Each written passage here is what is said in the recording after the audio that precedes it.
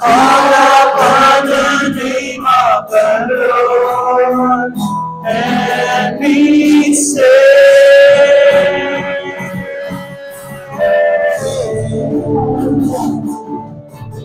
Call upon the name of the Lord and be saved.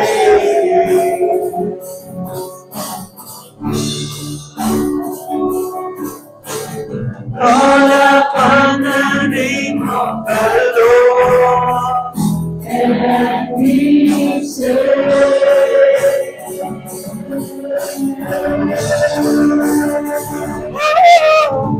Call upon the name of the Lord and be saved.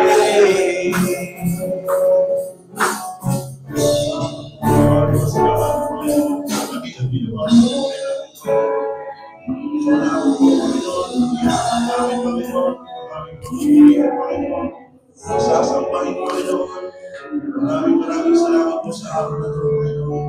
Declare victory ko, Panginoon, sa gawain na ito, Panginoon. Naway, lahat po kami may matutunan sa marinig namin salita galing sa iyo, Panginoon. Ikaw naman po ang aming pupurihin na kakilaan, Panginoon. Lahat po ng ito ay para sa iyo, Panginoon. Amen. Sa ginawa mo po sa buhay namin, Panginoon.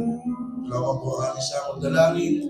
May karakiting salamat at sa gabay ng Espiritu Santo, ang lahat ng pinatawad at minahal at pinagpala ng Diyos ay magsabi na.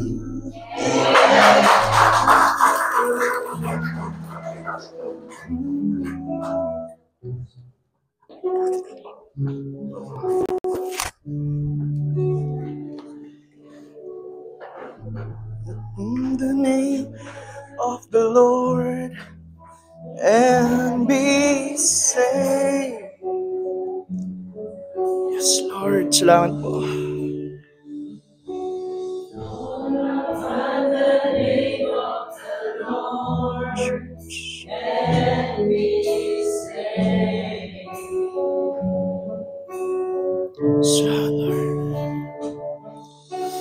Call upon the name of the Lord and be saved.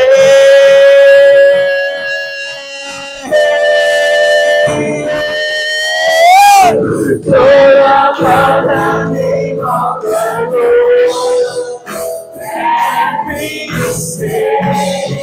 Walang malaking kasalanan na hindi kayang palalunin ng Diyos! Oh God! Hallelujah! Call upon the name of the Lord and be saved. Walang salita ang bago na hindi kayang pagalingin ng Diyos! Call upon the name of the Lord. Let there be healing and deliverance right now in the name of Jesus. Those, hallelujah, those who are in need, receive your healing. The Lord and be saved. We call upon the name of the Lord and be saved. And here I am to worship, here I am to bow down, here I am to say that you're my God. You're all together lovely, all together lovely, all together wonderful to me. And here I am to worship, here I am to bow down, here I am to say that you're my God.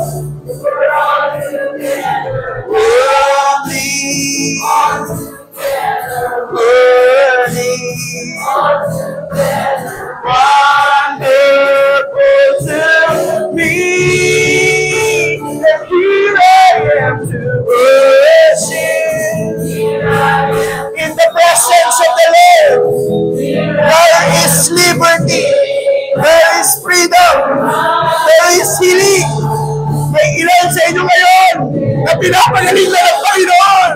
Let the ministering Spirit of God comfort you right now. Let the ministering Spirit of God deliver you right now. In the mighty name of Jesus. Receive that ministering Spirit. Be comforted by the Holy Spirit right now. In the name of Jesus. Yung agad gawin na naman dapat pangamba. In the name of Jesus. Together, wonderful to me.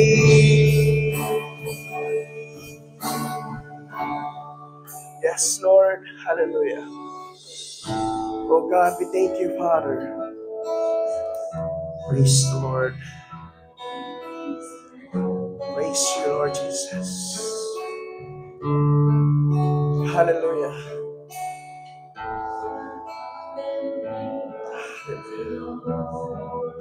The distance of our Lord for you and for me is not that too far. Alam niyo po, layo lamang po ng ating Diyos sa atin. Isang pigit.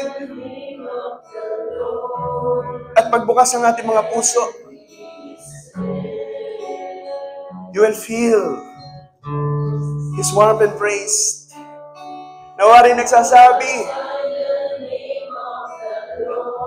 anak, be still. Cast all your cares to me. Kaya po sa mga oras po na ito, ngayon pa man, bago tayo mag-umpisa, anuman pong takot, pangamba, pangungulila,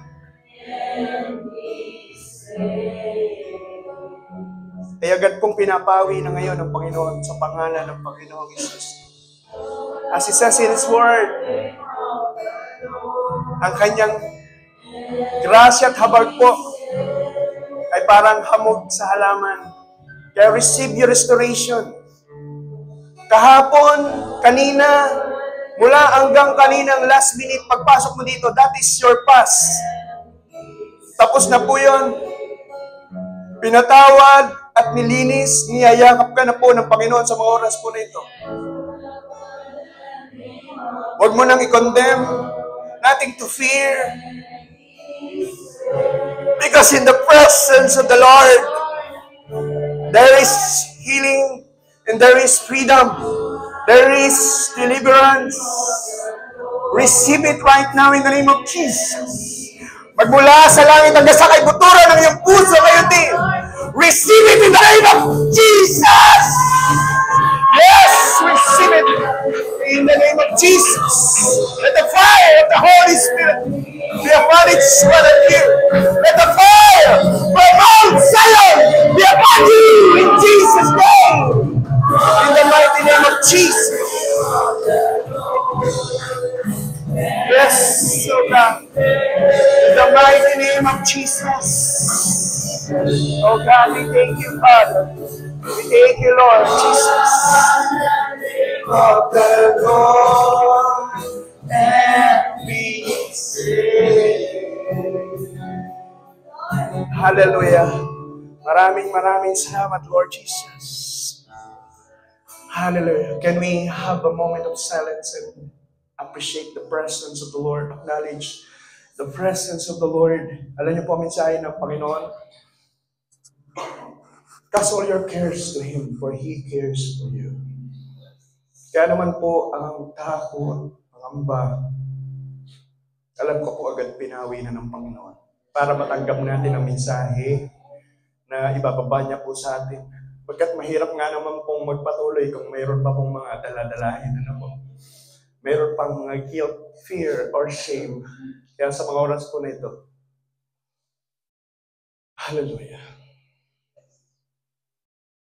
I release peace, and I release joy, I release healing be upon you. In the name of Jesus. Maraming salamat. All the glory belongs to the Lord.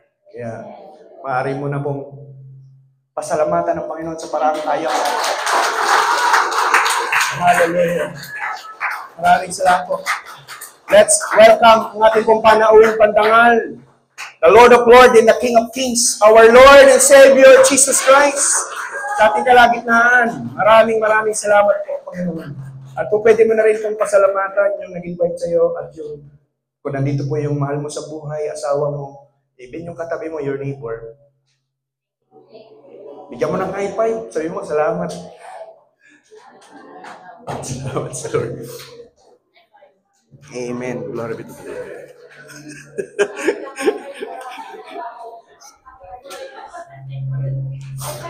Glory be to the living God. Sige, balik na po tayo. Opo, balik na po tayo.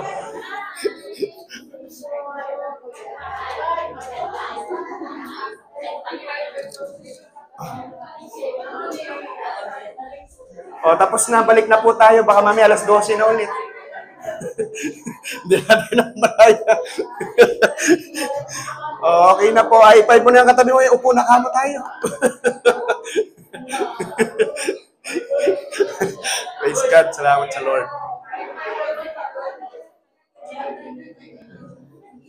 Amen. Hallelujah. Before we proceed, pwede po natin ilapit yung mga bata po.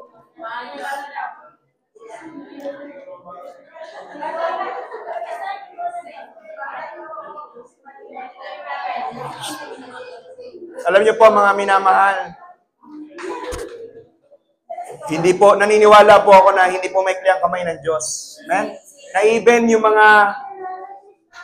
yung mga mahal natin sa buhay na nasa Pilipinas o saan man dako po ng mundo sa mga oras po nito, even yung mga bata, alam niyo po, hindi lamang po yung bata po na nandito ang pinagpipray natin. As we lift up our hands towards heaven, inilalapit din po natin sila sa Panginoon. Tama? Yung mga anak natin sa Pilipinas, ano na kaya, kamusta na kaya sila? Ingatan nawa sila sa pagbabiyahe, ano pa man. Tama po? Amen? So, can we lift up our hands towards heaven and let's bless ang mga bata po na nandito po. And even, sabi ko nga po sa inyo, kung iyan ay pamangkin mo nasa Pilipinas, kung iyan ay mahal mo sa buhay, na may nakaswero, ano pa man, may sakit karamdaman, wala po imposible sa Diyos. Kaya po ngayon palang nagagalak na tayo sapagkat nasa Panginoon po tayo eh. Nagagalak tayo sapagkat may pag-asa. Maraming salamat po. At higit pa sa pag-asa ang mayroon sa presensya ng Diyos. Salamat po. Ama namin Diyos, maraming salamat sa mga bata po na ito, Panginoon. Patuloy na ipinagkatiwala at ibinibigay na lalapit niyo po, Panginoon, sa inyong bahay panambahan. And even sa mga bata po, Panginoon ko na sa aming mga anak, sa aming mga pamangkin, sa aming mga pinsan, and even sa mga mahal namin sa buhay, Panginoon, maraming salamat po sa mga oras na ito. Tinataas din po namin sila sa inyo. Ang dalangin po namin, aplusin niyo po sila ng inyong mapagpalat mahabaging kamay. Sapagkat naniniwala at nananampalataya po kami. Kung ang inyong salita ay nagpapagaling, how much more ang inyong pong haplos? How much more ang inyong pong paghaplos ng inyong mapagpanang kamay? Naniniwala at nananampalataya po kami na di lamang po kagalingan, pagkos rumaragas at sapat na tigit pang pagpapala, Panginoon ko, ipagkaloob niyo.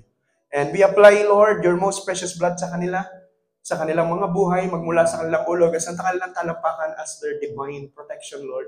Saan man po sila maparoon, Panginoon, yung pag-iingat niyo po, yung traveling mercy niyo po, Panginoon, sapagkat sa panahon ngayon, Lord, gaano man po kaingat, kagaling ang tao, magmaneho, ano pa man, kung hindi po, din dahil lamang sa inyong pag-iingat, hindi po kami makarating ng ligtas. Maraming salamat po at sa kanilang mga pag-aaral, Panginoon, bigyan niyo po sila ng iba yung karunungan, kaalaman, nagagamitin po, Panginoon, ko nang sa ganon, ipakilala po namin na kung sila ay makapagtapos na at managana, maipakilala po namin na tuwing Friday, Panginoon ko, inilalapit po namin sila sa inyo at kayo po nagkakaloob, Panginoon. Maraming salamat po that they may know you, our God, our sustainer, our giver, our vindicator, our comforter, our great provider. Maraming salamat po at ang bawat pamilya, Panginoon, ay tinataas po namin sa inyo sa mga oras na ito. Cover them with your most precious blood. And let there be restoration, Lord. Even healing sa mga sugat po na hindi nakikita ng mata. In the name of Jesus. Maraming salamat po. Even sa mga magulang, Panginoon, patuloy na kalakasan at patuloy na kakayanan ay pagkaloob niyo po sa kanila. Nang sa ganon, Panginoon, patuloy na maging daluyan ng inyong masaganang pagpapala sa mga anak po na pinagkaloob niyo po sa kanila, and even sa aming kapwa. Maraming salamat po. Sa inyo po namin sila itinatas at pinagkakatiwala. Sa pangalan niyo po, Panginoong Jesus, they are safe and sound. In Jesus' name. Amen. Praise God. Salamat po sa Lord. Hallelujah. I would like to grab this opportunity po bago po tayo pumunta sa ating lesson proper. Okay lang po ba? Hallelujah. Maraming salamat po sa buhay. Of course, maraming salamat po sa Panginoon sa patuloy na pagkilos, paggalaw, pagpatnubay, paggabay sa ating lahat. Amen? Sabi nga po pag tinanong kayo, bakit ka nakakapagpatuloy? Ano po pwede po kaya isagot mo? Bakit ka nakakapagpatuloy? Amen, di ba po pwede? Kasi matagal na akong Kristiyano. Pwede, Hindi, kasi talagang, alam niyo po ba, na kung bakit tayo nakakapagpatuloy, po pwede mo nang sabihin, kasi mahal ko ang Diyos. Tama? Kasi nirespeto ko ang Diyos. Actually, ang totoo po, kung bakit tayo nakakapagpatuloy, hindi dahil mahal natin ang Diyos, kundi dahil mahal ka ng Diyos. Kung hindi tayo mahal ng Diyos, siguro po wala tayo dito, Baka lakas pa ng hilik natin ngayon, ganitong oras, po? Tulog pa, nasaan pa, di ba? Kaya maraming salamat po sa Panginoon. Kaya nga po, again, bago tayo mag-umpisa sa ating mensahe, pwede po bang pasalamatan natin ang Panginoon? Sa paraang kaya mo, sa paraang ikaw. Pasalamat ka po sa Lord sa pagmamahal niya, sa patnubay, sa pagligtas, na po pwedeng nagagalit ka na kanina pero pinawi ng Diyos ang galit mo. Po pwedeng disappointed ka na, pero mas malaki ang Diyos sa disappointments mo. Po pwedeng stress ka na po, and pressured. But always remember, our God is the creator of the heavens and the earth and everything therein. And He is the sovereign Lord, the God of mercy. Maraming salamat po, Lord. Tinataas po namin sa inyo ang umaga po na ito, ang gawain po na ito.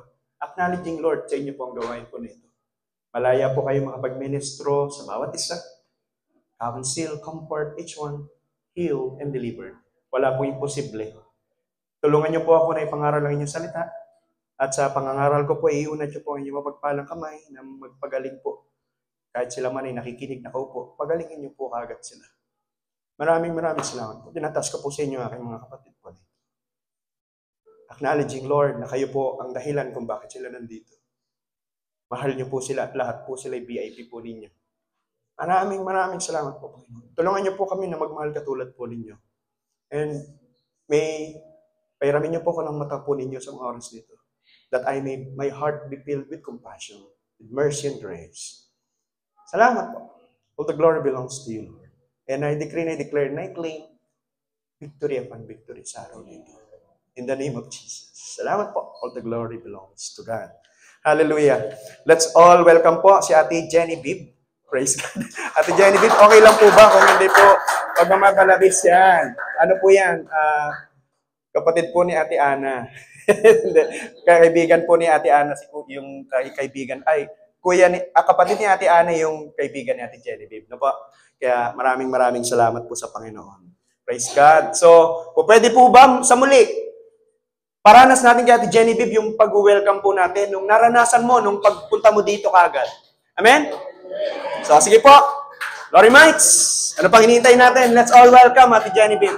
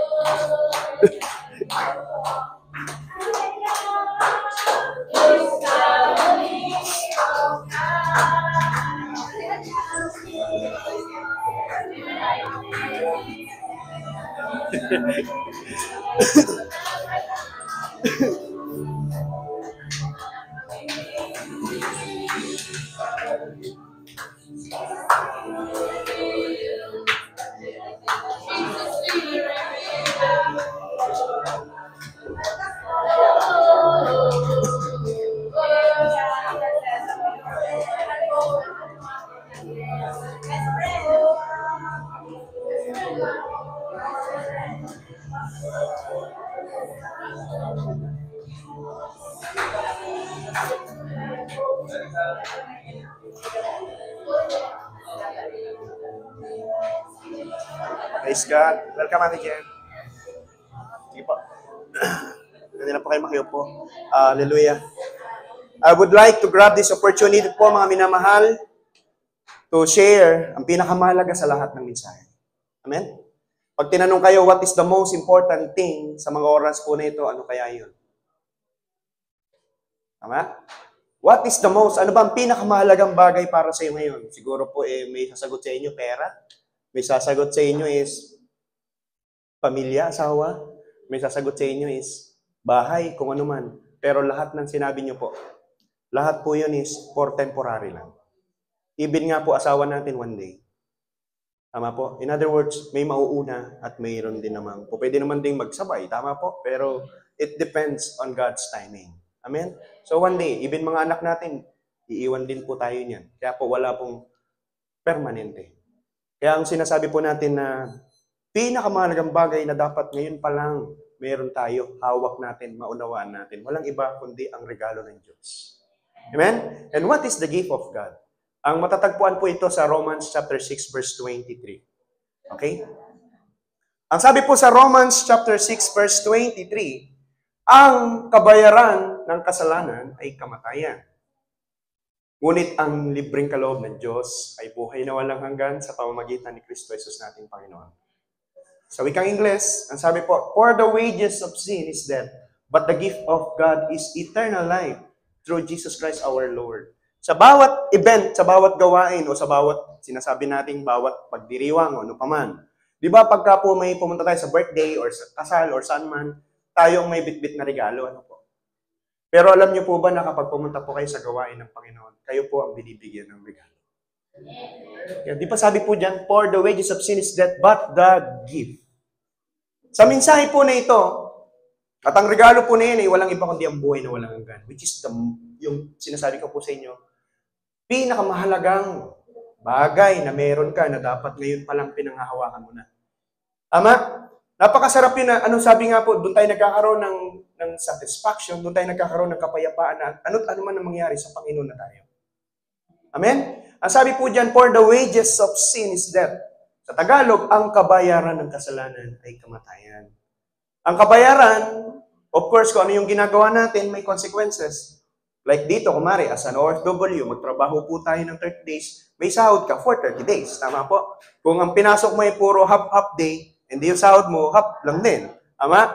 Ganun lang po yun eh. Pero sabi po, sa Panginoon, lahat po pala may kabayaran. Gumawa tayo ng mabuti, mayroon din po yung good result. Gumawa tayo ng, naniniwala ba kayo na kung ano ang iyong itinanim, yun din ang iyong ani? Pero sinasabi po dito, kasalanan. Sabi po, ang kabayaran ng kasalanan, hindi lamang po sins. Isa lang. Hindi niya sinabing sins o maraming kasalanan. Isang kasalanan lang sapat na. Ang sabi po is death. Ano ba ibig sabihin ng death? Death is kamatayan. Hindi po physical death, kundi yung spiritual death na tinutukoy ng Biblia na pang walang hanggang pagkahiwalay natin sa Diyos. Hindi po kasi natin pa ito na naabot ng ating pahat na kaisipan kasi hindi pa po natin naranasang mamatay at mahiwalay. Pero yung mga nandun na, sabi nga po, tayo na nandito, nakakarinig ng mabuting balita, we are so blessed beyond measure. Bakit? Binibigyan pa tayo ng pagkakataon ng Diyos. Binibigyan pa po tayo ng pagkakataon, pero yung mga namatay at napunta na doon sa pangwalang hanggang kamatayan, sabi nga po, segundo man silang mag-repent doon, wala na. Palagi lamang po silang nagtatangi sa tumiyak. Pero wala na po. Kasi nga, sabi po ng Hebrews chapter 9, verse, sa Hebrews chapter 9 po yan, sabi, it is appointed to man to die once after that judgment. Minsan ka lang daw mamatay pagkatapos ng paghuhukom. Kaya hindi totoo yung pagka namatay ka, papag-pray ka sa purgatorio para iligtas ka nandun sa... Hindi na po. Ay kung ganun lang pala, ano yun? Di parang anong tawag to? Parang nalalagayan mo ang Panginoon. Parang ang korte pala sa langit nalalagayan din po. Pwede ba yun? Hindi. Ang sabi ng Bible, our God is a righteous judge. At wala pong nalilihim sa Panginoon. Kala mo yung ginawa mo nung mag-isa ka, kitang-kita po ng Diyos yun. Yung ginawa mo nung nasa dilim ka, ginawa mo nung walang nakakakita at walang nakakakilala, let me expose. Ang sabi po ng Panginoon, ginagawa mo po yun na para bang ginawa mo sa ilalim ng katanghalian tapat sa harapan ng Diyos. Sobra ilalim ng katanghalian tapat. So, in other words, kitang-kita ka, ano po? Bawat detalye ng ginawa mo, kitang-kita ng Panginoon. Pero dito sa physical, akala mo wala nakakita. Pero sa lahat po yun, ang lahat po ng yun, kitang-kita ng Panginoon. Kaya ang sabi niya po, ang kabayaran ng kasalanan ay kamatayan. Pag sinabing kamatayan po, yung pangwalang hanggang pagkahiwalay natin sa Diyos. Amen? So, lahat po tayo nagkasala. Walang matuwid, wala ni isa sa atin. Kaya salamat nga po sa Panginoon, sa biyaya, grasya at habag ng Diyos na binibigyan tayo ng pagkakataon na ito. At ang ating mga tenga, mga paa, mga mata, nakakakita at nakakapakinig pa ng mabuting balita. Napapaalalahanan pa tayo. Sabi nga po ang pinakasakit ng tao, alam niyo po ano? Yun, mabilis tayo makalimot. When was the last time you remember you are blessed by the Lord? Blessed na blessed ka ni Lord eh. Pinagpalang ka talaga, Lord, maglilingkod ako sa iyo. Diba? After then, ano nang nangyari? Nakalimutan na natin. Tama po. Mabilis tayo makalimot eh. Like yung mga dumaraan ng mga testings, dumadaan ng mga circumstance sa ating mga buhay, mabilis natin nababagpalit. Sabi nga po, the greatest blessing that we receive is the love of God. Ganun pa man, pag tayo nadidisappoint, yun ang pinakamabilis din natin nabibitawan.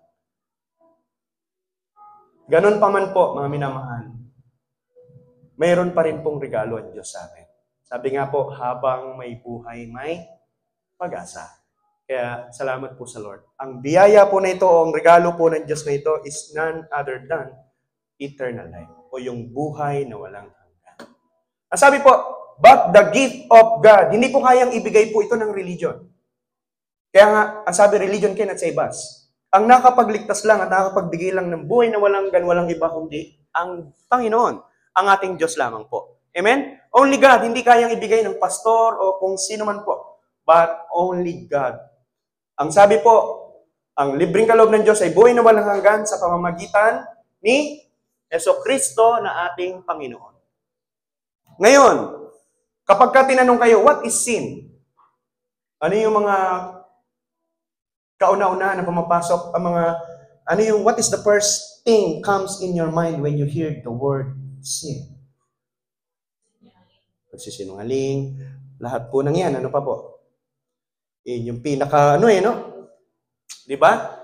So, alam niyo po ba na ang lahat ng mga nagagawa nating mga kasalanan na yon is bunga lamang po ng kasalanan. Pag sinabing bunga, mayroon pinakaugat. At ang pinakaugat po natin is it is more than an action. But it is the attitude of our hearts na patuloy na nagbabaliwala sa salita ng Diyos. Binabaliwala natin ang salita ng Diyos, kaya tayo nagkakasala. Sabi nga po, di ba, sabi ng Proverbs, nasa tao ang gawa, bandang huli sa Diyos ang sisi. Lord, bakit ganito? Ikaw may gawa po din. Kaya nga po mga minamahal, I am here. Talagang gusto ko pong i-grab this opportunity na paalalahanan kayo na mga minamahal, minsan ka lang mabubuhay at pagkatapos nun, pag namatay ka, ang pagkatapos nun, paghuhukom na. Kaya pag binibigyan tayo ng Diyos ng pagkakataon, let's grab this opportunity. Sapagkat hindi po biro, kung biro lamang po yan, hindi na po bababa ang Panginoon na magkakatawan tao para iligtas tayo. O pwede naman palang, kung biro-biro lang, kung pwede na siguro isugo niya isang anghel, ano po? O ikaw na lang magligtas doon sa isang katauhan. Kaya lang, hindi po siya biro eh. Siya mismo nagligtas. Bakit? Ganun po kaseryoso ang laban sa heaven and sa hell. Amen? Kaya kapag ka po nagkaroon tayo ng pusong pagbabaliwala, nagkakaroon na po tayo, nagkakasala na tayo, di ba? Sabi ng Diyos, huwag kang magsinungaling, huwag kang maniwala dyan.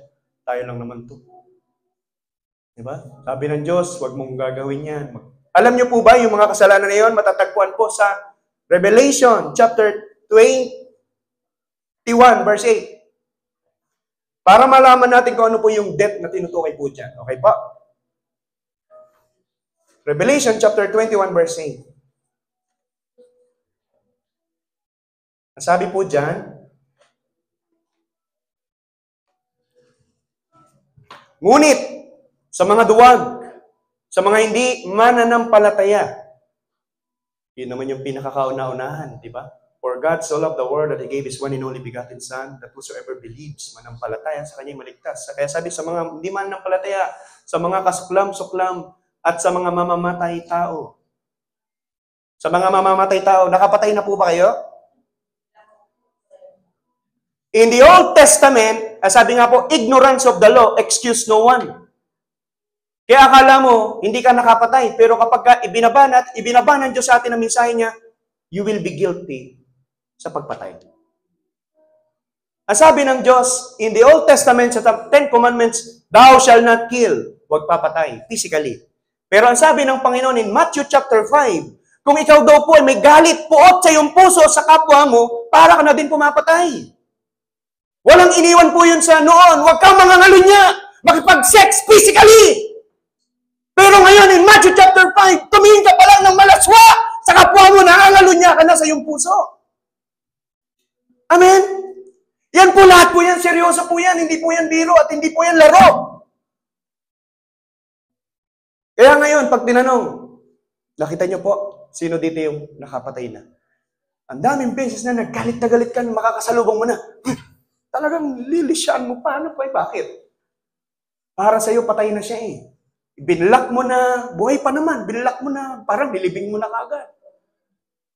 Ganon din po yun. At sa mga mapaki-apid, ano ibig sabihin ng mapaki-apid? Diba? Sex is wonderful.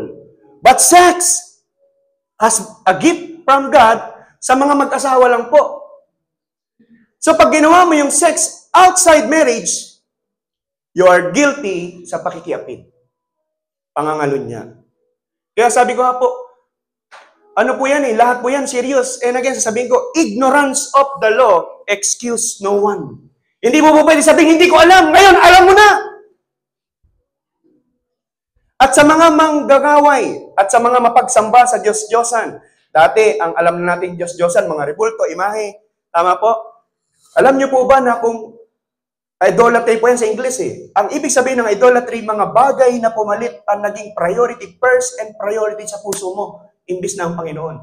Kaya kung yung cellphone mo hindi mo mabitawan, idolatry na rin po yan.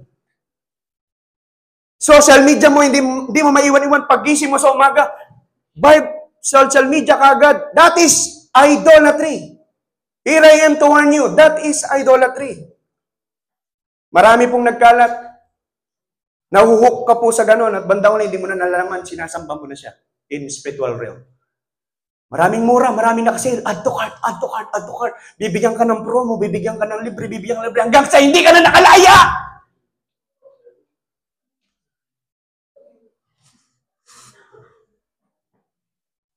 Akala mo okay lang, no? Makita mo yung sarili mo ngayon hanggang sa hindi ka na nakalaya, you are slave. Ang tawag na doon, idolatry na yun, sinasamba mo na yun. Hindi ka na, parang hindi ka na mabubuhay kapag hindi mo na, yung kamay mo gumagano na ng kusa, oh. Sobra, no? Ang sabi pa po, at sa lahat ng mga sinungaling, yan na po. Marahil makakapagsinungaling tayo sa kapwa nating tao. Pero hindi sa Diyos. Kaya sabi nga po eh, do not be deceived. Huwag kang magpapalinlang. God cannot be mocked. Ang kanilang bahagi ay saan? Saan daw yun? Sa dagat-dagatang nagniningas sa apoy at asupre na siyang, yan po yung tinutukoy natin kanina, for the wages of sin is death. Yan po yung ikalawang kamatayan. Ang apoy, kaya pagka mayroon sa isip nyo ngayon, wala namang impyerno, yan, ibigay mo po yan. Ang impyerno po, ito, dagat-dagatang nagniningas sa apoy at asupre. Kaya mga minamahal, napakahirap pong mapunta doon. Kaya kung mahal mo yung, kaya ako po ginagawa to dahil mahal ko kayo. Ayoko na nandun, mapunta tayo doon, saka pa lang tayo magpapaalalahanan. Kaya ngayon pa lang na nandito tayo at may pagkakataon pa para magbagot maayos, tabigin mo yung katabi mo. Here I am, papaalalahanan kita. Sapagkat mahal kita. Sino bang gustong mapunta po doon sa dagat-dagatang nagniningas sa apoy? Ay kung hindi ka pa marunong mag-swimming, paano pa yun? Tama? Hindi, paano yun? Hindi nalulunod ka, minuto, segundo, kaya lang apoy pa nasusunog mo. Tama po? Kaya mga minamahal, Ganyan po kaseryoso ang laban na ginawa ng Panginoon. Kaya po, siya mismo, hindi niya na ipinagkatiwala sa anghel kung sino mang propeta. Siya na mismo ang bumaba at siya na mismo ang gumawa. Sapagkat, alam niyo po kung bakit ngayon naunawa natin, for the gift of God is eternal life. Ngayon, binibigay niya libre. Alam niyo po kung bakit ngayon binibigay niya libre? Alam niyo po kung bakit? Kasi po masyadong mahal at hindi natin kayang bilhin. Kaya binibigay na lamang po ng libre ng Panginoon. Sabi nga po ano man ang yaman mo, kung ano man ang ari-arian mo lahat, yaman mo, sa oras na pag umarap ka sa Panginoon, wala din po lahat yun may tutulong. Kaya ang pinakamainam natin gawin, umarap man tayo sa Panginoon, bagamat tayo nagkakasalat na darapa, haharap tayo sa Panginoon ng makita ang ating puso na nagpapakatapat tayo, Lord. Tama? Kaya sa mga oras po na ito, ang pagtanggap po sa libreng kaloob ng Diyos, walang ibang formula kung ano, alam po niyo po kundi magpakumbaba at magpakatapat lamang po tayo sa Panginoon. Ang sabi po, ang libreng kaloob ng Diyos, buhay na walang hanggan. Ngayon, tatanungin ko po kayo, sino po sa inyo, especially Ate Jen, sino po sa inyo dito yung willing na tanggapin itong libreng kaloob ng Diyos na buhay na walang hanggan? At kung may paraan, sabi po doon sa binasa po natin, sa pamamagitan ni Kristo Jesus na ating Panginoon. Ang ibig sabihin po ng Kristo is Messiah. In other words, sa Tagalog, tagapagligtas. Tagapagligtas and Lord means Panginoon. When we say Panginoon, Lord, He will be the owner, our master. Kaya pagka sinabi ng Lord sa Bible, pagka nangusap sa iyo ang Panginoon, magpatawad ka. Dahil siyang tinanggap mo na Panginoon, yes, my Lord, magpapatawad po. Kasi siya na yung Panginoon mo eh. Ama, magbigay ka. Kung ano yung inuutos niya, kung ano yung sinasabi niya, na sinusunod natin. Kaya po, ngayon, ulit tatanungin ko, yamang sinabi niyo na kung mayroong regalo ang Diyos, tatanggapin niyo. At kung may paraan, this is the second question, gagawin niyo po ba? Amen. At ang tanging paraan lamang ay tanggapin natin si Jesus bilang ating personal na Panginoon at tagapagligtas. Bakit personal? Because salvation is individual. Hindi po pwedeng tinanggap na ng asawa ko eh. Tinanggap na ng pamilya ko. Tinanggap, hindi po. Hindi po by group. That is individual. Kaya sa mga oras po na ito, maraming salamat po sa Panginoon. Kung sino man po sa inyo ang willing na tanggapin or wants to recommit once again sa Panginoon, I urge and I challenge you to stand up with your feet, with faith. And we will pray. Salamat, Lord. Maraming salamat. Thank you, Lord Jesus. Salamat po. Let's close our eyes. Kung may narinig ka kanina, yung narinig po ng mga pagkakasala na yun na nagawa mo. Sabi ko nga po, the last minute na pumasok ka sa room na ito, that is already past. Tapos na po yun. And willing po ang Diyos na patawarin ka. Just simply, truly repent. And trust in the Lord with all your heart, with all your strength. And acknowledge Him with all your ways. I will lead you a simple prayer. Ang panalangin po na ito is magkakabisa lamang kung inyo pong aariin as your personal prayers po. Okay na po. So let's pray. Mahabaging Diyos, maraming salamat po na binigyan niyo po ng pagkakataon ang isang makasalanan taong katulad ko. Inaamin ko po. Ako po'y nagkasala. Nagkulang. Nakapagbaliwala. Patawarin niyo po ako. Binababa ko po ang aking puso. Ang isipan. At tinatanggap ko po ang inyong libreng kaloob na buhay na walang hanggan sa pamamagitan ng inyong bugtong na anak. Panginoong Hesus, binubuksan ko po ang aking puso at inaanyayahan po kayo na dito po kayo'y maghari. Maging aking Panginoon at tagapagligtas. Inaamin ko po na ako po isang makasalanan at nangangailangan po ng inyong gabay, ng inyong tulong, ng inyong pagtuturo. At nang sa ganon, makasunod po ako sa inyong kalooban. I acknowledge, apart from you, I am nothing. Kaya po sa mga oras na ito, Panginoon, tulungan niyo po ako. Hawakan niyo po ang aking kamay. At muli niyo po kay bangon. Huwag niyo po akong iiwan hanggang sa inyo pong pagbalik. Maraming salamat po. At tulungan niyo po ako na sa inyo lamang po lubos at higit na magtiwala anumang sitwasyon. Maraming salamat po. Pakahugasan niyo po ang aking puso at ang aking isipan na rumihan ng inyong banal na dugo. At puspusin niyo po ako ng inyong pag-ibig. Maraming salamat po. Ito po ang aming sama-samang panalangin. Sa pangalan niyo, Panginoong Yesus. Amen. Salamat po. Tapikin mo yung katabi mo, He is now a new creation. Hallelujah. Glory Jen. Glory be to the living God. Sige po, makiupo na po tayo. And we will jump into our proper lesson. Okay lang po ba? Again, dito po sa atin, nagkakaroon po tayo ng thematic. Tapikin mo yung katabi mo, salamat sa Lord. Di ba na? Ang ating thematic message po ngayon is for this whole month na. Tama po? For this whole month, yung sa mga nakasubaybay. Yan. Ayun, sorry. Loving the household of God. Kaya po, pagdating po sa, lalo, higit sa lahat, pagdating po sa atin, di ba, pagka tayo, nagkakaunawaan tayo. Nag-uunawaan tayo. Amen? Di ba, ano po? Pero pagka sa iba, ba't parang sa iba, sungit mo? Pero ba't pagka-church mo, hey, si brother yun ko. Ganon. Di ba, pag natin sasabihin sa atin, ba't ka pagka-church mo, bait mo? Di ba, no? Pero, ano po yun eh, talagang mayroong special na pagkilos ang Diyos talaga sa atin. Lalong magkakapatid tayo sa Panginoon. Kanina, the moment we receive Jesus Christ as our Lord and Savior, may tanong ako sa inyo. Ilan ang anak ng Diyos?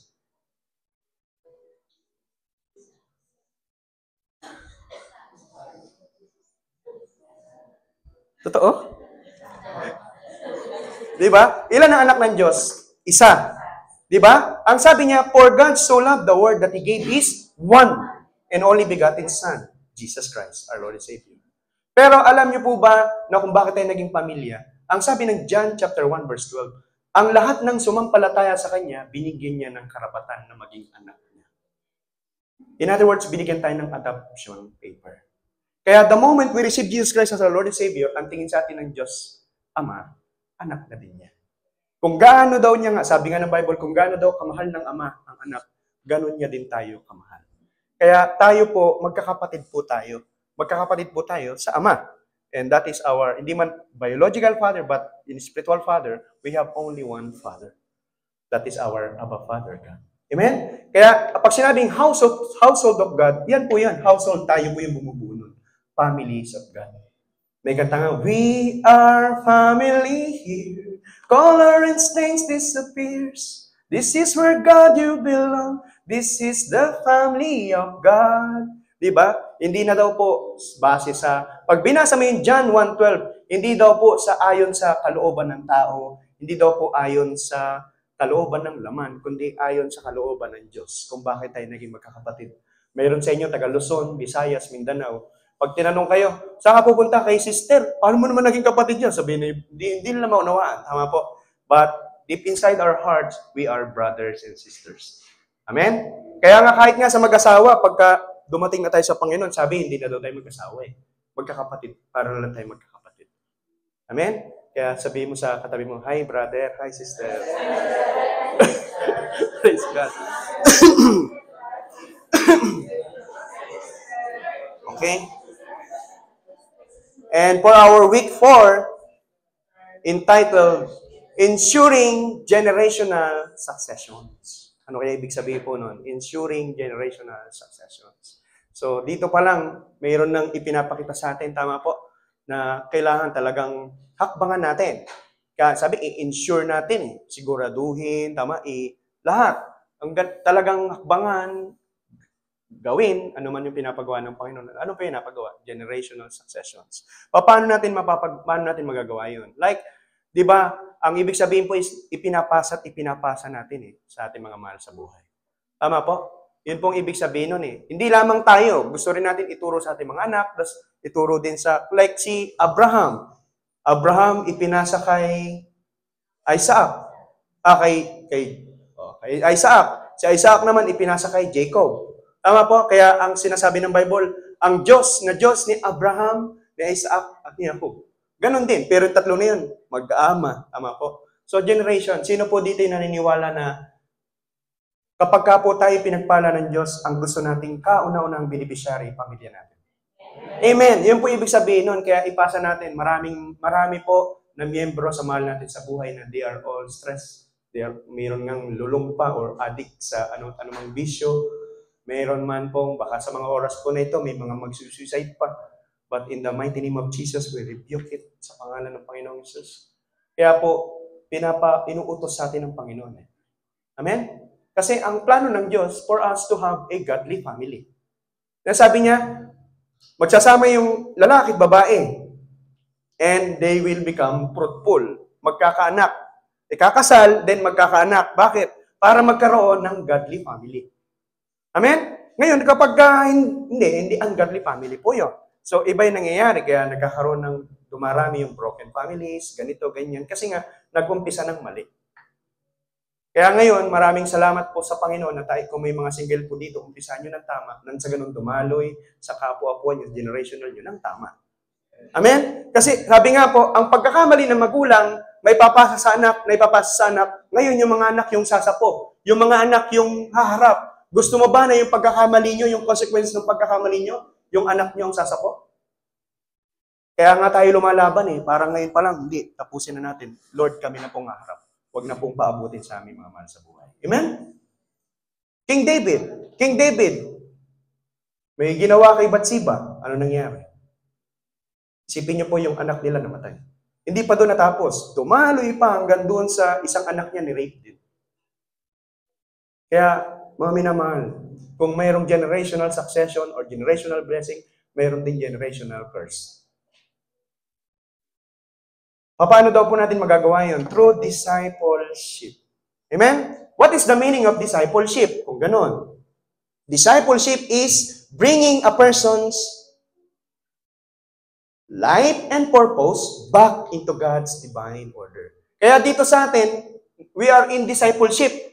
Kaya pag sinabing discipleship, sabi mo, hindi ito pagalingan, ayusan ng buhay. Amen? Kaya nga palagi natin sinasabi, di bali ng mabagal, basta totohanan, okay yan. Okay po yun. Bakit? Even me, hindi naman din po ako tapos sa Bible school or ano man, hindi naman din po ako ganun. Amen? Pero ang tinitignan ng Lord dito, yung pagkakbang mo ng baguhan ng buhay. What is the greatest miracle in life pag tinanong po kayo? Tingin nyo, what is the greatest miracle in life? Yung bang bulag na nakakita, pilay na nakalakad, o maging patay na nabuhay? That is a miracle. Pero alam niyo po ba na yung pinaka-greatest miracle in life is yung isang makasalanan na binago ng Diyos na ngayon ay patuloy na naglilingkod sa Diyos. That is the greatest miracle in life. Amen? Kaya pagka tinignan mo yung nasa kaliwat, nasa kanan mo, milagro yan. Hindi po yan. Hindi po talaga yan, milagro po yan. Amen? Naniniwala ba kayo na ang katabi mo na nandyan, milagro yan? Amen. Salamat sa Panginoon. That is the power of discipleship. Amen? Diba? Ano po? So, iyan po yun, through discipleship. And ang sabi po ng discipleship is winning souls for Christ and making them His disciple. Kaya kapag wini-win po kayo dito, hindi kayo ginagawang disciple ni leader nyo, ginagawa kayong disciple ni pastor, hindi po. Wini-win tayo para maging disciple ng Panginoon, para maging lingkod ng Panginoon. Iba yung disciple sa believer. Yung believer, naniniwala ka lang. Alam ba yung kaibahan sa disciple at sa believer? Yung believer, walang iniwan sa may isang bata, nakakita ng isang bakanting lote, nagpa-practice si Serkero.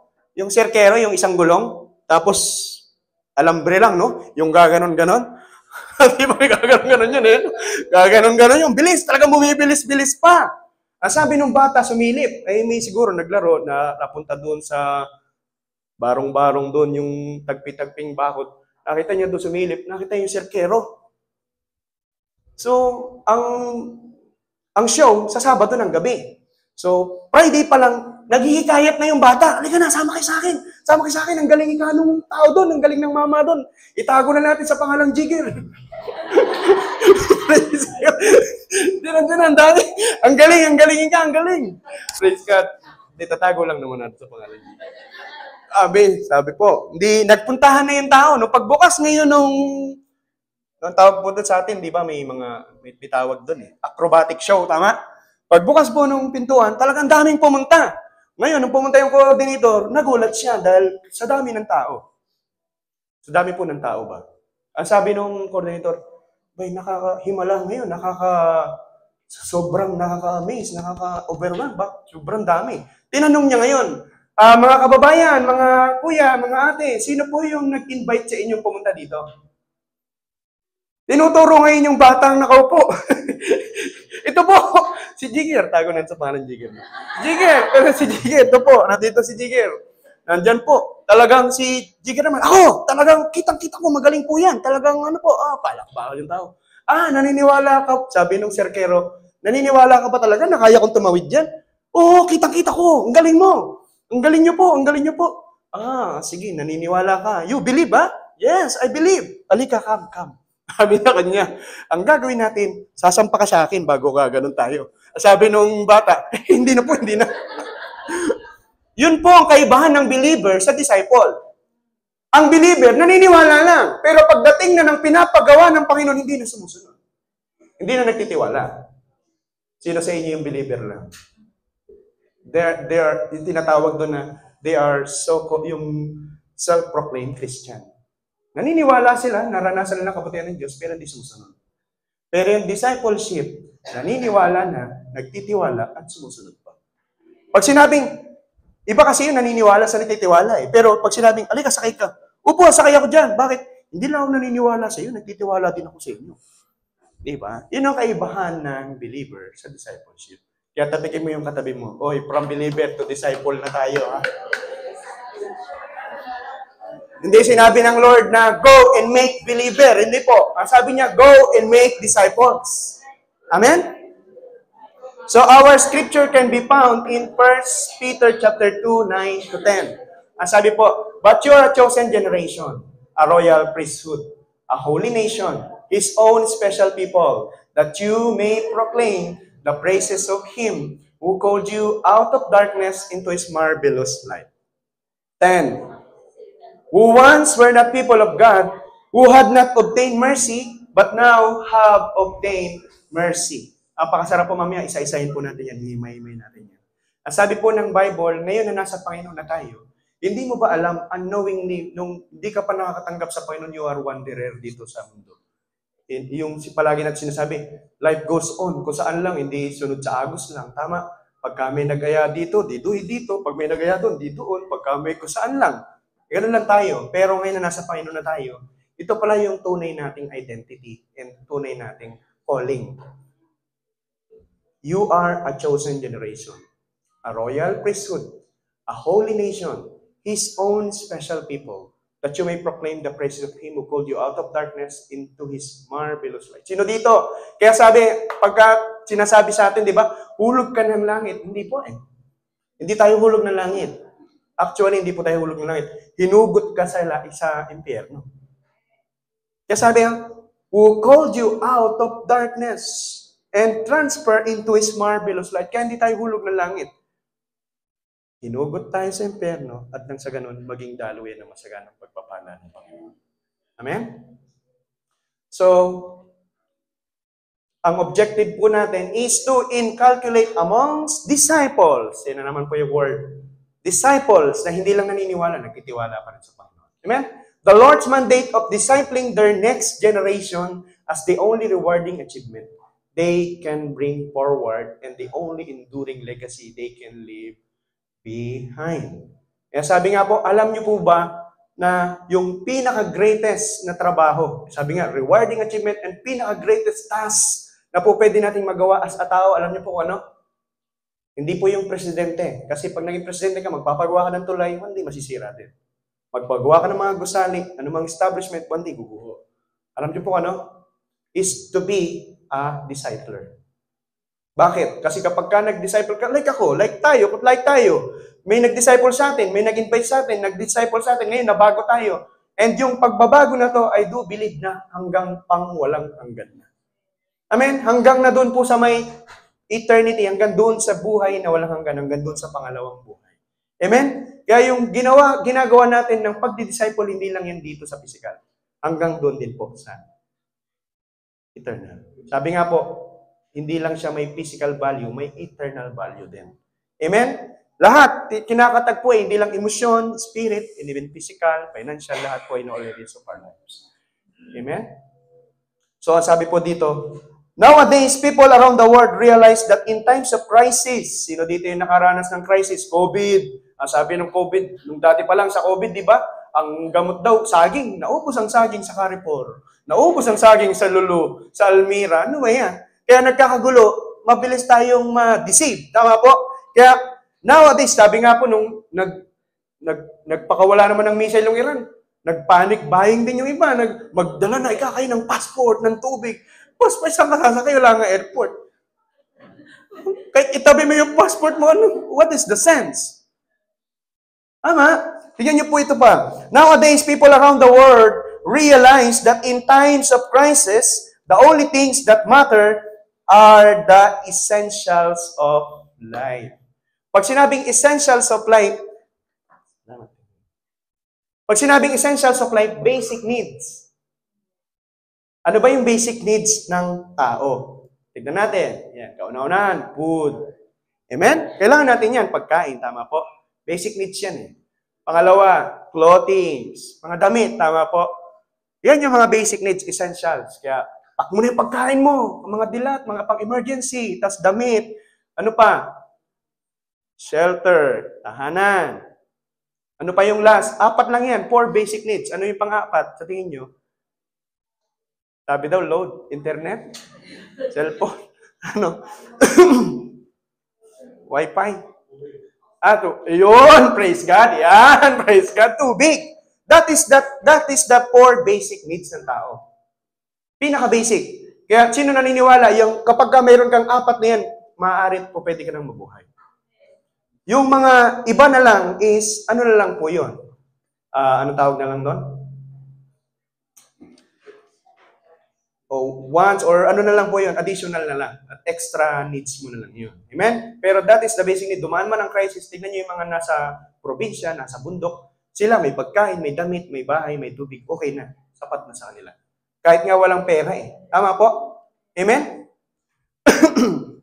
Sabi po dito, if you, ganun pa man, and the essential of, is all essentials that many people tend to neglect is the essential of spirituality. Kaya tinanong tayo kanina, what is the most important thing sa atin? Tama po? May basic needs, pero may mas pinakamahalaga pa. May pinaka-importante pa is yung spiritual needs natin. Which is yung assurance na kapag ka namatay ka ngayon, saan ka mapupunta? That is the essential of all essential.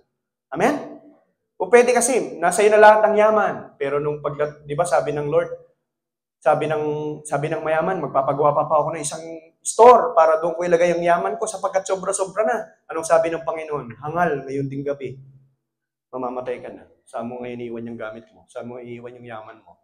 Ay, paano yun? Wala ka pa pala sa Panginoon. Hindi. Doon ka sa dagat-dagatang apoy. Sayang lahat. Kaya kung meron man po kayong kayamanan, ang sabi ng Panginoon, gamitin niyo yan sa pagtulong sa mga nangangailangan. At nang sa ganon, maubos man yan, mayroong tatanggap sa inyo na bahay na pangwalang. Amen? Maubos man yung yaman mo, and I do believe sa pagbibigay mo, hindi ka naman pagkukulangin ng Diyos eh. Sabi nga, the more you give, the more you receive. Amen? Nagiging dalo yan ka eh. Amen? Kaya sabi po, if you value the transformation that God has done in your life, you would desire to share your experience and pass it on to to others with zealousness and enthusiasm. No one that has truly experienced the power of God leading to transformation who would just keep it to him or herself.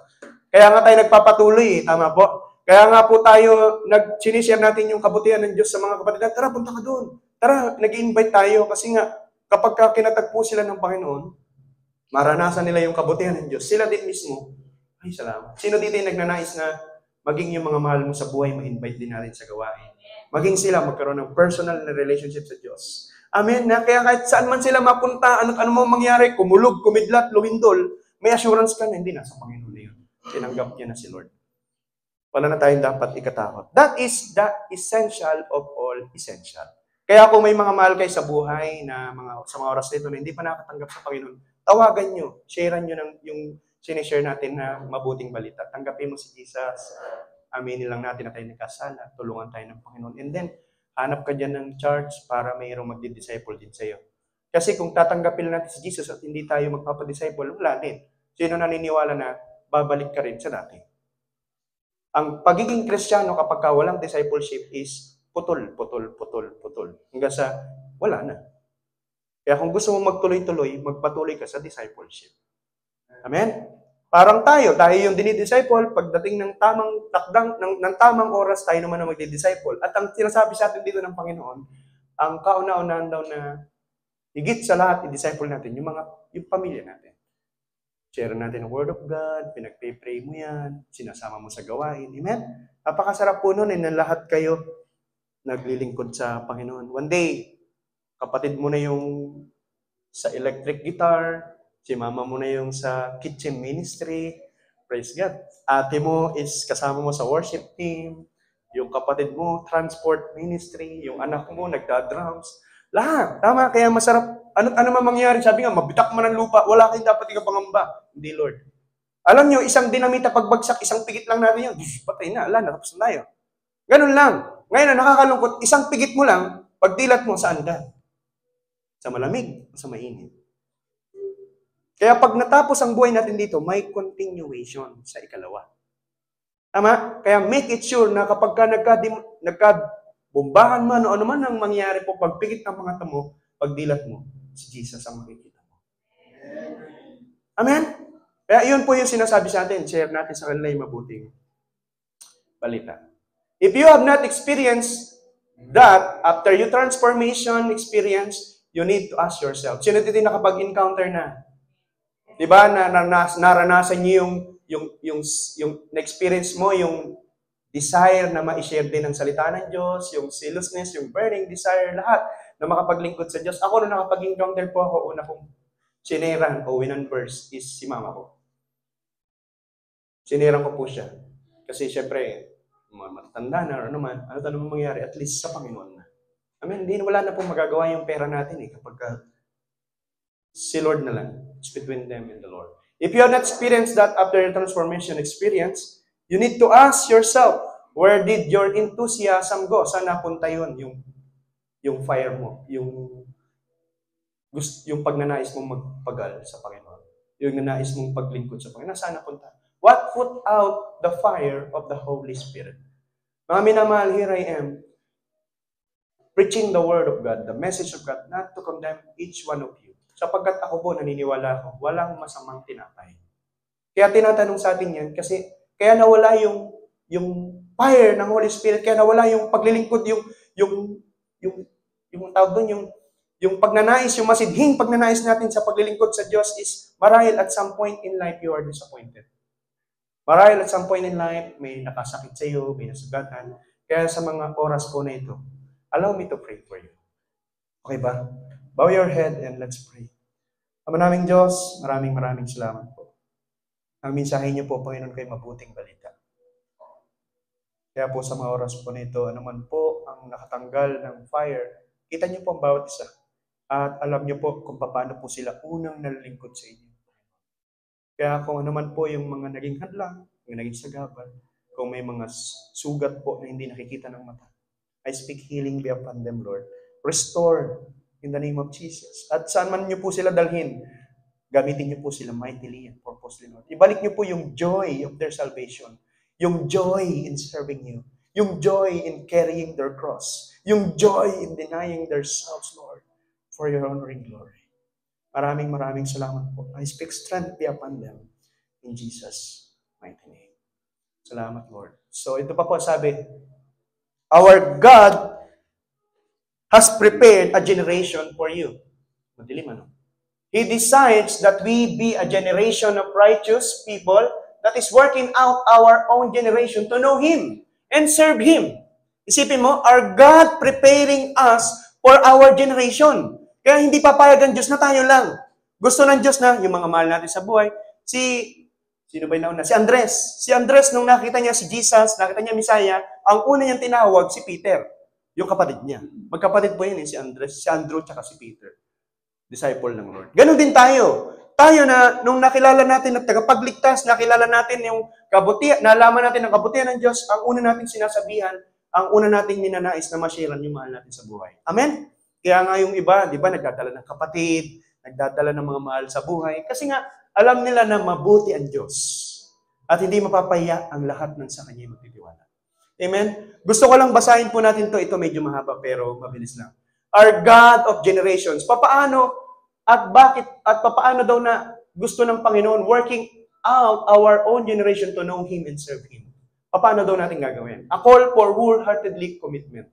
This is in the book of Deuteronomy chapter 6. Ang sabi po, these are the commands, decrees, and regulations that the Lord your God commanded me to teach you. You must obey them in the land you are about to enter and occupy. And you and your children and grandchildren must fear the Lord your God as long as you live. At sabi po, hindi lang ikaw, you, your children, and your grandchildren. Paano aabot sa grandchildren natin kung hindi natin ipapasa sa ating mga mahal sa buhay, sa ating anak? Amen? Kaya iyan po yun. Sabi po, if you obey all His decrees and commandments, you will enjoy a long life. Ang gusto ng Diyos, mahaba, satisfying life. Amen?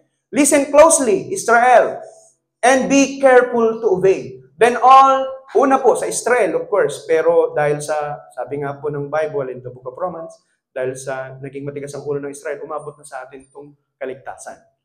Amen? Then all will well with you, and you will have many children in the land flowing with milk and honey, just as the Lord, the God of your ancestors, promised you. Listen, O Israel, the Lord is our God, the Lord alone. And you must, anong utos? Love your God with all your heart, all your soul, and all your strength. And you must commit yourselves wholeheartedly to these commands that I am giving you today. Repeat them again and again to your... Iyon ang sinasabi. Kaya, ituro din daw natin sa ating mga anak na, ang Panginoon, mahalin natin ang Panginoon, maglingkod tayo. Ituro natin po, sabi nga po ng Bible, train up a child the way they should go. And when they grow old, they will not depart from it. Turuan na daw po natin ang mga good and moral conducts aligned according to the will of God. Ang sabi po dito, talk about them. Yung mga nagse-cell group, yung mga nandoon na sa Bible study, sa cell group, yung mga mensahe daw na natatanggap natin, pag-usapan nyo pa daw din daw po yun, you talk about them when you are at home. Pag-usapan nyo yung mensahe ng Lord, alam mo ba yung mensahe ng Diyos? Kausapin nyo yung mga anak nyo. And when you are on the road, kapag daw nasa daan, and when you are going to bed, kapag bago matulog, i-share nyo din. O mag-pray, o mag-devotion. Akala mo ganun simple lang, pero utos po ng Diyos yun. Panukala po ng Diyos na palagi nating paalalahanan again and again ng ating mga mahal sa buhay. Amen? And sabi pa po, tie them to your hands and wear them on your forehead as reminders. Write them on the doorposts of your house and on your gates. Dati, ang Ten Commandments, pinapasulat sa doorpost nila. Bakit? Para lumabas, pumasok, nababasa yung utos ng Diyos. Napapaalalahanan. Bakit po? Kaya yung sinasabi natin na ang pinakasakit ng tao, ano po? Yun po yun. Dahil tunay nga po, ang sakit ng tao is mabalis tayo makalimot. Kaya kapag sinusulat natin, doon tayo madalas napapaalalahanan. Tama po? Parang sa atin na lang sa Pilipinas, nakalagay, bawal tumawid. Abay, tumawid pa nga ano. Hindi lang makalimot, matigas pa ang ulo. Palatanangan natin to, paalahanan mo ulit yung maganda-ganda. Bawal, nakalagay ulit, bawal tumawid, nakakamatay. Abang may tumawid na naman, tigas ng ulo. Ay, palitan mo na yan. Ako, I mean, ano naman. Palitan mo ulit. Palitan mo yung mas maganda, yung mas, para mas maintindihan nila, mapapaalaan sila. Bawal tumawid, may namatay na. O, bray, ganun din. Bawal umihi. Ihi ng ihi. Ganun din po yan sa salita ng Panginoon sa atin. Kaya sinusulat natin ang salita ng Diyos. Kaya sabi ko sa inyo, ako po, I allow you. Isulat niyo yung salita ng Diyos sa wall nyo. Submit yourselves to God. Resist the devil. Kaya kapag may tinitim ka, nakita mo yun. Tama. Hindi palagi nakasulat, tapat mo, linis mo. Parang ba yan? Di ba? Hugasan ng pinggan pagkatapos kumain. Pangit. Di ba? Paano pa naging Kristiyano kayo? Role model ka nga, puro ganun sa bahay niyo. Di ba? Kaya lang isulat mo, napakasarap sigurong isulat sa pintuan natin, lalo kung may mga anak tayo, lalo mga bata, elementary. Igalang mo yung ama at ina. At nang sa ganun, pahabain ng Diyos ang buhay mo. Saan ka man magpunta, papaayos ka. Di ba? Napapaalalahanan sila, di ba, no? Mahalin mo, magpakatapat ka sa iyong asawang minamahal. Di ba? Yung mga babae, tantuwa po yan, pag nilagay natin na gano'n, ano? Di ba nilalagay natin? As for me and my household, we will serve the Lord. Di ba? Ang sarap po ng mga gano'n nilalagay, no? Di yung pakipatay ang ilaw, pagkatapos gamitin. Di ba? Yun po yun, yung tinuturo sa atin. Sabi nga po, nakakalungkot kahit mga church may mga ganun. Ano po? Pero dapat hindi na. Amen? Kasi nga as a disciple, ang pinaka-root ng disciple is discipline. Meron na tayong disiplina. We are the role model of discipline. Tama. Sabi nga, Kristiyano tayo eh. Minsan nababatuan tayong ganun eh. Tama po. Kristiyano ka pa man din, ganyan pa.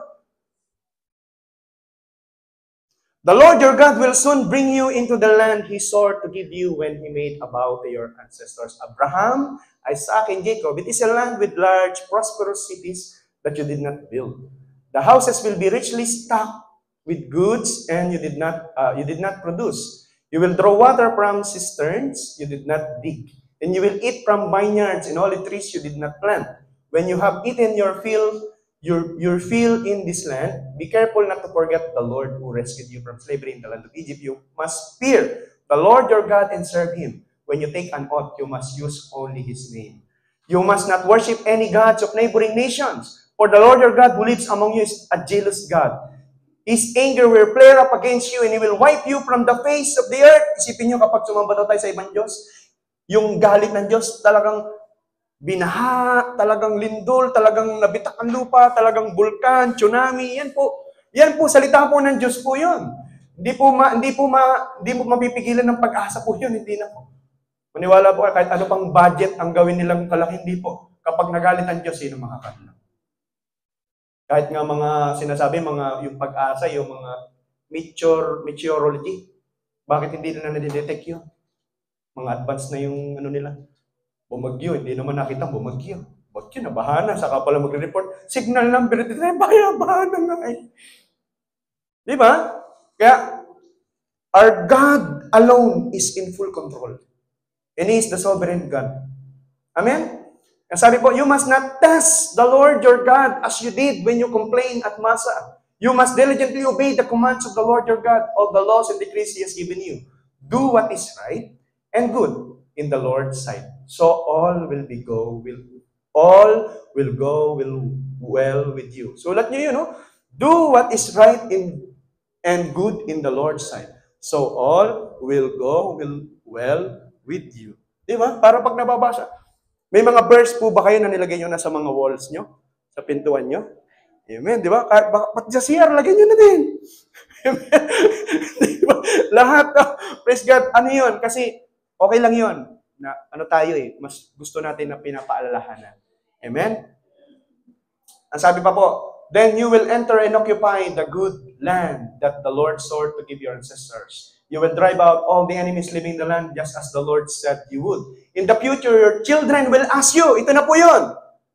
Kaya even yung pagdidevotion nyo, yung sino mga nagdidevotion na, kapag ka nakita ng mga bata yan, your future children will ask you, ano to mami? Ano to daddy? What is the meaning of this laws, decrees? Ano tong God's message? Ano to? That is your opportunity to share the good news. the message of the Lord.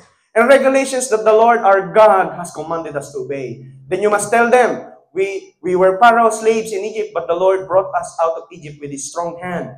The Lord did miraculous signs and wonders before our eyes, dealing terrifying blows against Egypt and Pharaoh and all his people. He brought us out of Egypt so He could give us this land He had sworn to give our ancestors. And the Lord our God commanded us to obey all these decrees and to fear Him so He can continue to bless us and preserve our lives as He has done to this day. Ang gusto palang pagpalain ng Diyos, sundin mo ang Panginoon. Yun po sinasabi. Kung gusto mong pagpalain ka ng Diyos, sundin mo yung pinapagwasay ng Lord. Yan po yun. Ang sabi pa po niya, for we will be counted as righteous when we obey all the commands the Lord our God has given us. May naunawaan po? Kaya po, hindi po talagang, yan po yun, our God is a God of generation. Kahit sa mga bata natin tinuturo, wag mong, igalang mo yung ate mo. Mga salita ng Diyos yun eh. Hindi lang natin namamalayan, di ba? Wag kang magsisinungaling. Huwag kang mag-steal. Ang stealing is pagkuha ng isang bagay ng walang paalam or walang permiso. Di ba? Stealing po yun. And you and I are responsible for our generations. Bakit? Sabi nga sa pamilya natin. Tama po. So, patuloy natin paalanan. Kung mayroon kayong group, patuloy kang mag-share ng Word of God doon. Amen? Para na sa ganun, napapaalanan sila. Hindi natin alam. Bisan nga, pagka sumakay ka sa sakyan, nakalagay doon, God bless you. Napapaalanan ka na may Diyos eh. Tama? Ay, Lord, salamat po.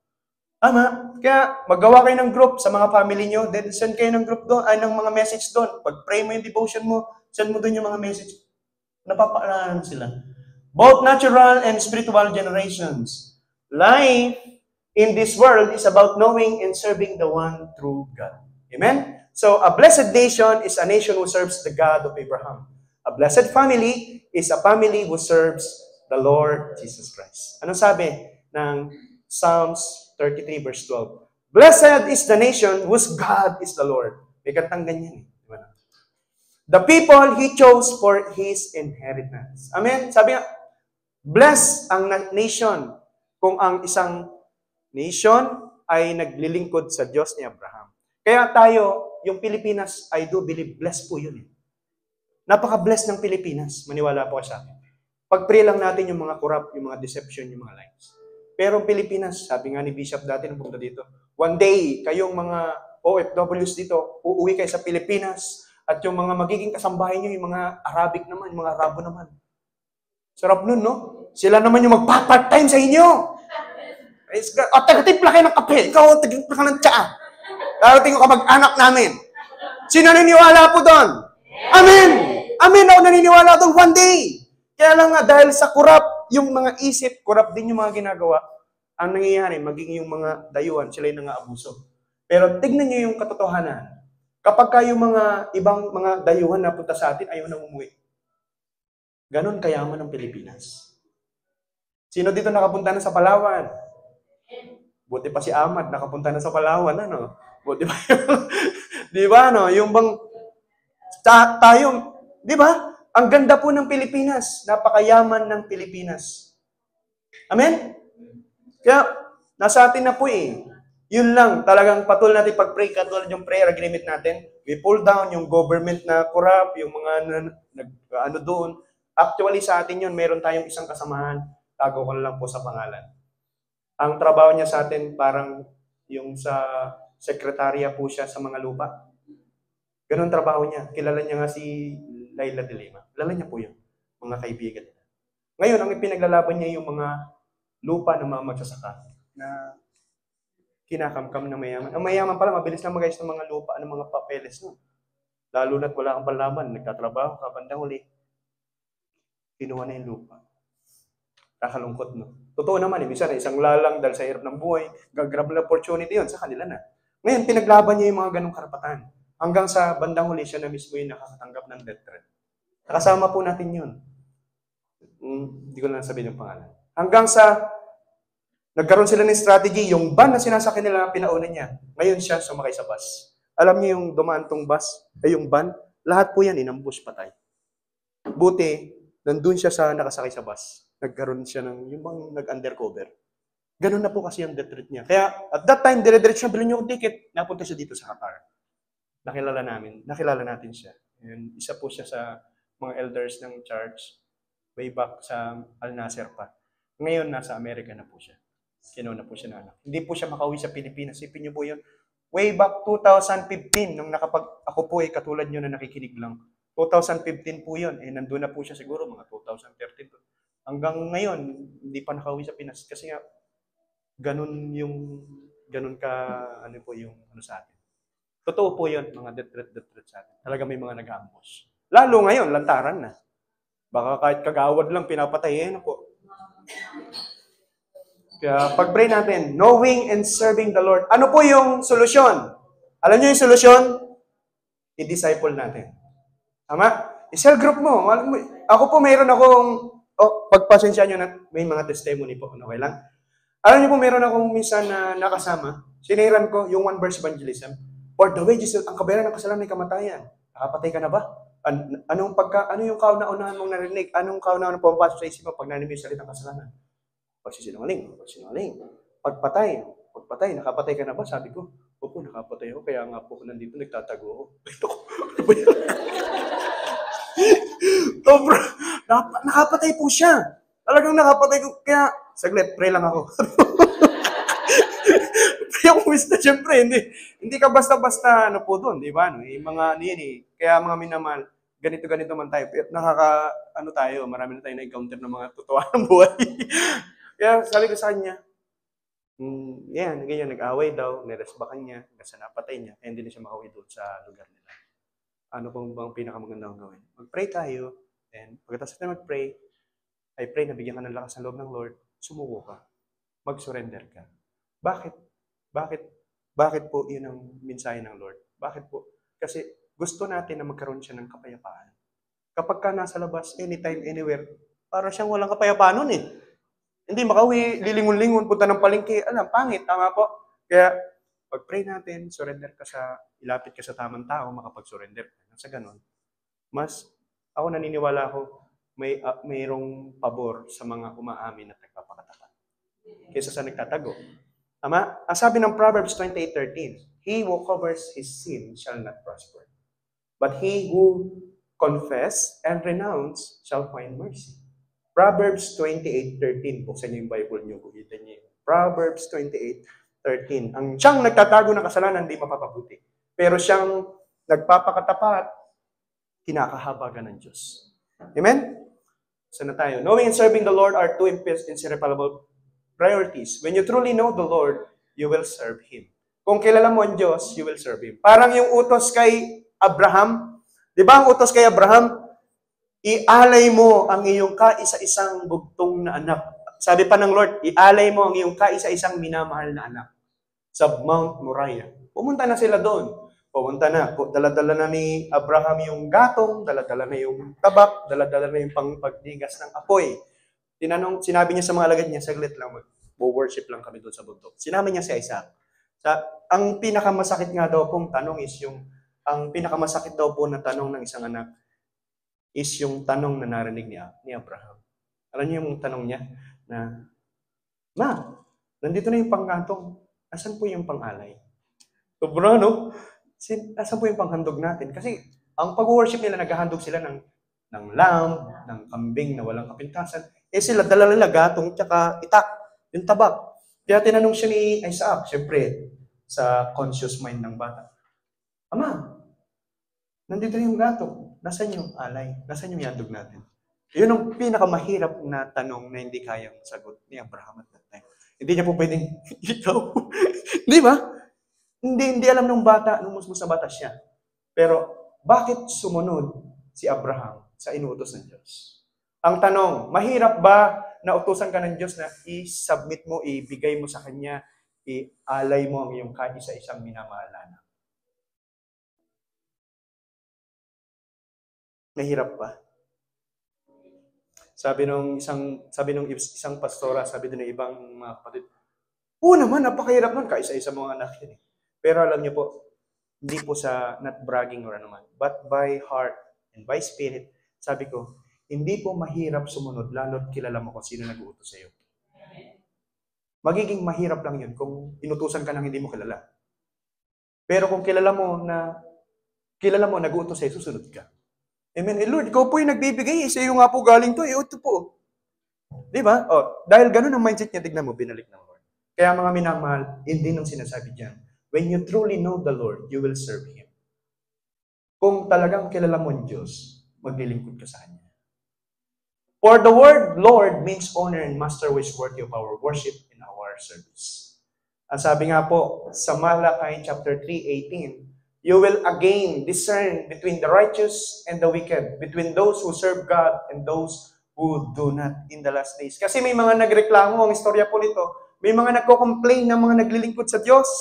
Sabi niya, bakit kami, Lord? Palagi na lang kami pagtitiis, palagi na lang kami yung pahirap, palagi na lang kami yung pagdidisiplina, palagi na lang kami yung pagsakripisyo, pero bakit ganon? Napakabagal po, na parang hindi naman namin ramdam, puro hirap, puro ganito, pagod, puro pighati ang nararanasan namin kapag lilingkod po sa inyo. Kaya ang mga hindi naman naglilingkod sa inyo, sila yung may mga Land Cruiser, sila yung may mga ganito, sila yung may mga ganyan, sila yung mga pinagpapala, sila yung mga ganyan.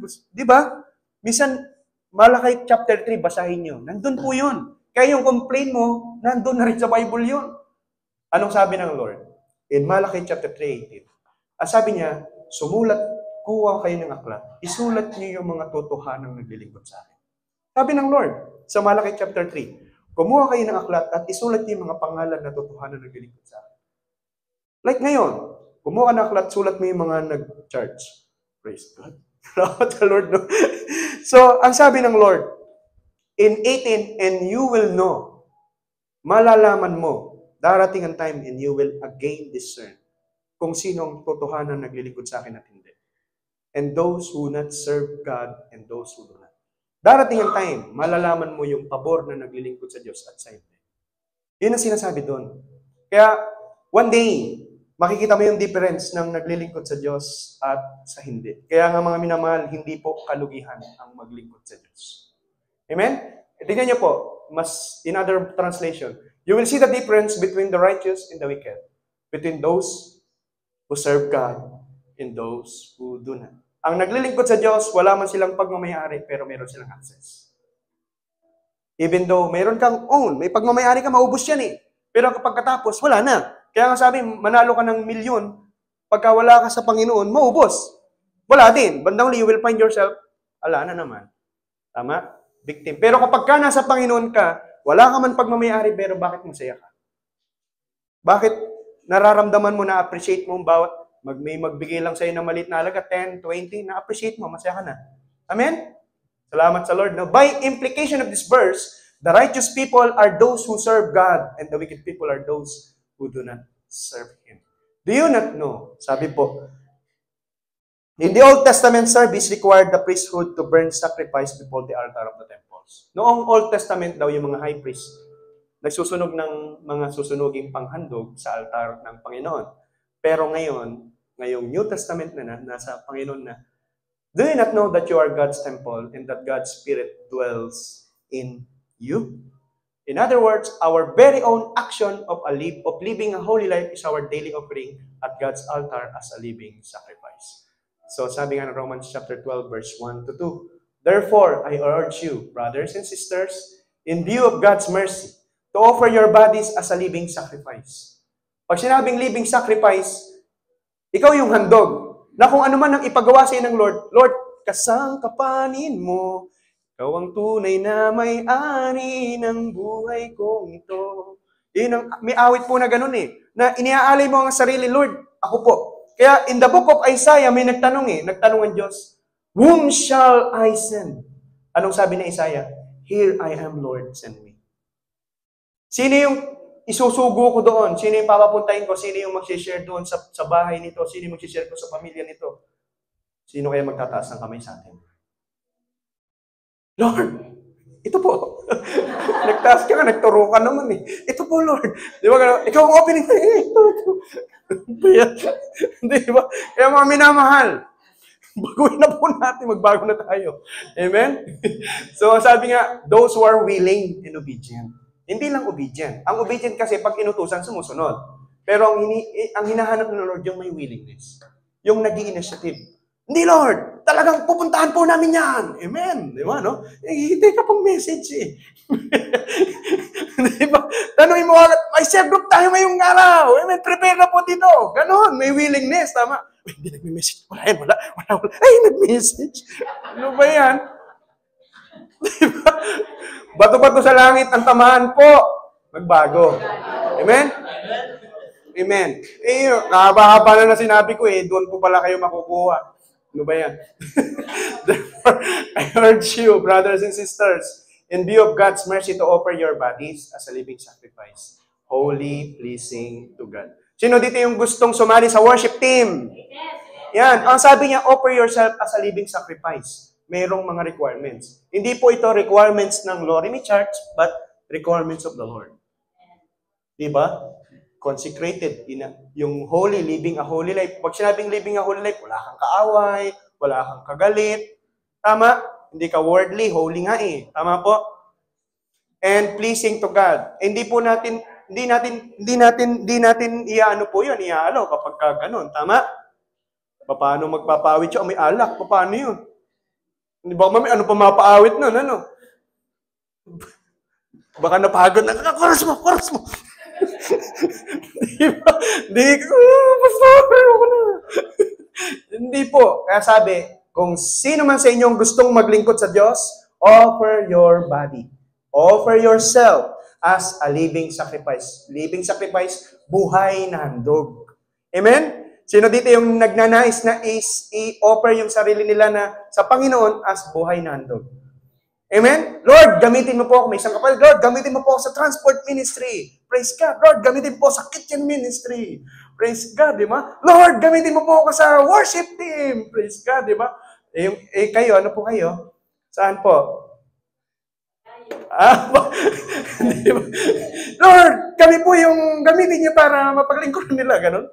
Pangit, di ba, no? So, yan po yun. Lahat tayo. Amen? So, sabi nga po, this is your true and proper worship.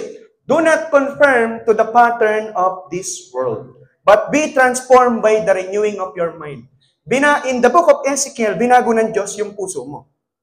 Binago din ng Diyos yung spirit mo. Pero yung isip mo, ikaw na ang magbabago dyan. Kaya nga, discipleship eh. That is a process. Kaya kung dati, sabi nga po, kung yung dating puso mong matigas na nasa Panginoon ka, lumambot na. Kaya nga yung mga nakapag-encounter, sabi, talagang sigang-siga yun, nagte-testimony, nakipagsuntukan daw. Kahit karap yung magulang, nakipagsuntukan eh, kapampangan po yun. Nung kukinto nung gano'n. Kasama po namin sa industrial that, talagang pastor, kahit nandyan si Papa eh, nako eh. Talagang, kakatakot naman ito ka.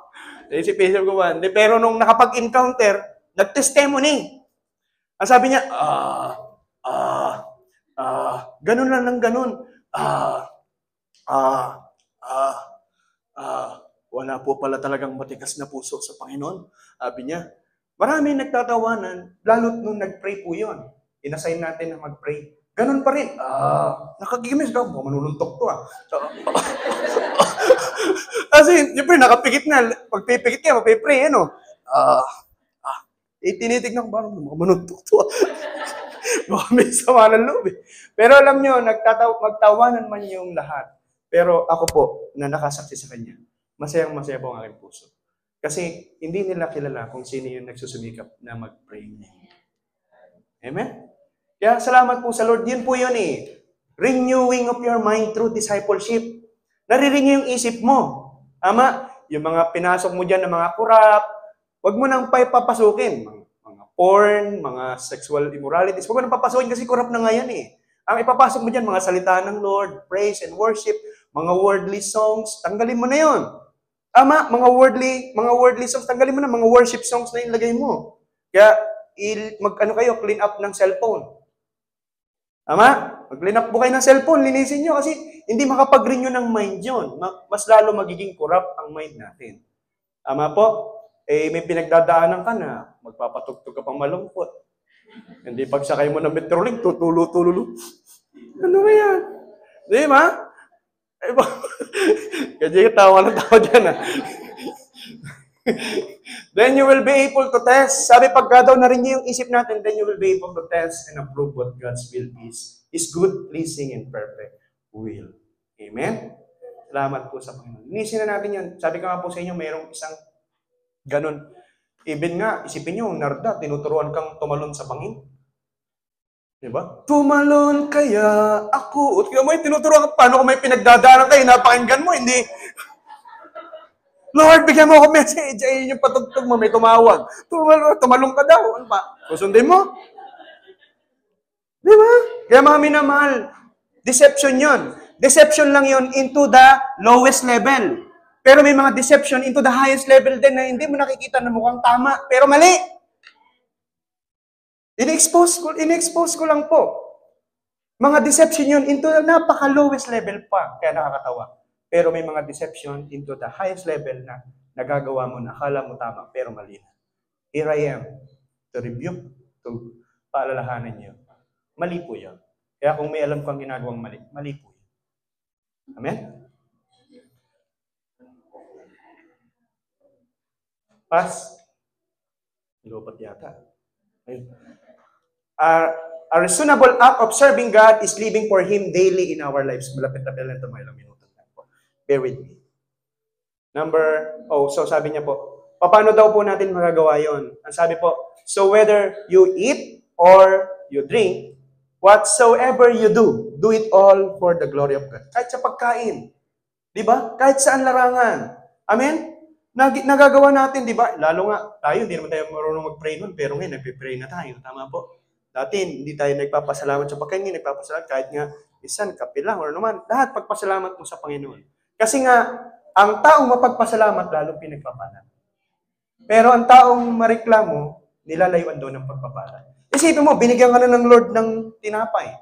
Sabihin mo, tigas naman ito, hindi ka nabibigyan sa susunod. Tama?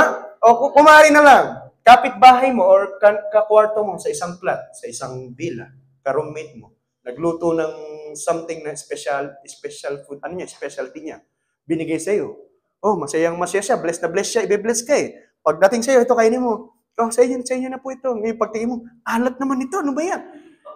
Maniwala ka po sa akin, di man ako prophet, pero sa susunod, pag nagluto yun, hindi ka nabibigyan.